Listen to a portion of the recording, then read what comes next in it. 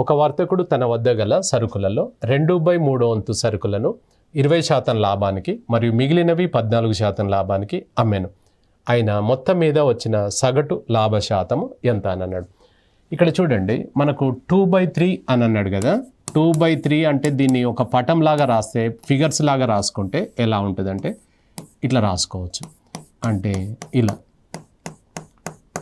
ఇట్లా రాయొచ్చు అనమాట. ఇప్పుడు పైన మనకు ఓవర్ ట్యాంక్, పైన ఒక వాటర్ ట్యాంక్ ఉంది అనుకోండి, మన ఇంటి మీద 3 రింగులు ఉన్నాయి, అందులో 2 రింగులు నిండినాయి అనుకోండి.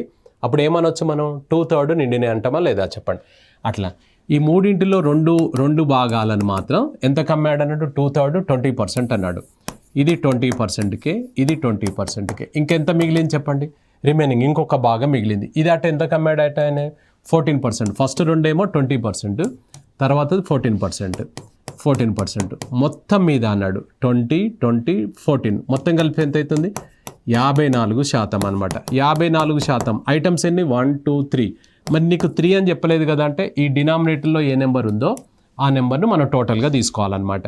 అప్పుడు ఓవరాల్గా ఎంత అవుతుందంటే 18%కు మనకు ఆన్సర్ వస్తుంది. 18% ఈజ్ ద ఆన్సర్ అనమాట.